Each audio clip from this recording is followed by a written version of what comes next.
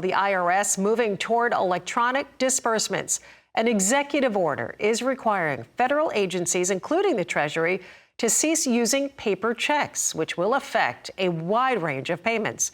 Roger McEowen with the Washburn School of Law joins us now for more on this. Roger, thanks for being here. Let's start with this, the overview of this executive order and really the key provisions here. Well, good to be with you, Suzanne. Like you said, it starts next week with the government's new fiscal year beginning. And this is an executive order that was signed by President Trump in March for all federal agencies to move to electronic disbursements and ultimately electronic receipts. Now, the disbursements are going to happen first, and that's going to happen on October 1 or September 30th, which is the end of the fiscal year. And that's going to include tax refunds that they're going to pay out, Social Security checks, those types of benefits, any vendor payments and other government benefits. Those will all be dispersed electronically. And the federal agencies, IRS and others, are instructed to transition to electronic payment methods, including such things as direct deposits and prepaid cards and debits and credit cards. So no more paper checks. You got to have a way to receive these payments, and then ultimately you're going to have a way to make the payment electronically, and that could be the sticking point for some people. All of this in an effort to make it more efficient and security as well. Is that at play here? Yeah, it's efficiency and security. The Treasury's done studies over the years, and they show that there are significant fraud issues with paper checks, and they think they can control that better electronically. Now, we know there can be system problems with electronics, and the systems can be hacked and so forth. But this is a move that's coming, and we better be prepared for it. You know, are there exceptions, Roger, to this? I mean, let's talk about how taxpayers are going to be impacted, because it's not going to be everybody, or is it?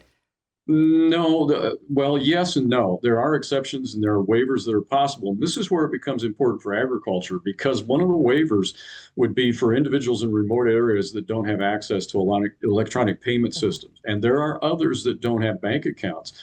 Particularly, we have a program known as the Volunteer Income Tax Assistance Program for low-income taxpayers. A lot of those people do not have bank accounts, and they get preloaded cards that they are able to make payments to fulfill any government obligations or receive benefits.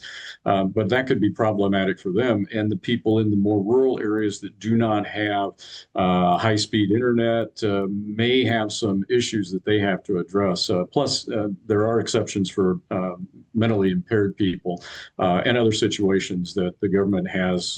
The executive order gives the agencies discretion to waive in certain situations these requirements. So do people need to be taking action right now, trying to see if they can be waived? And what do taxpayers need to know as far as next steps?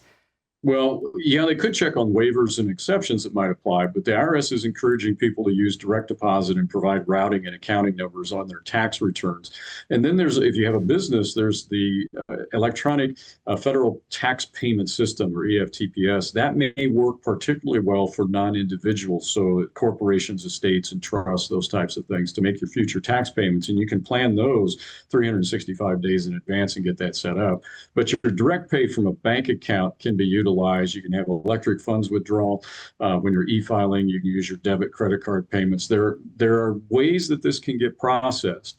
And so we got to think about this. You got a little bit, I think you're going to have some lead time here for making payments, but the disbursements from the government will switch to electronic payment next week. So you need to have a way that those electronic payments can be made. But this is where the future is going. I was going to say, the days of writing checks, a bygone era. I think I write 2 checks. I still do it. I'm holding on as long as I can.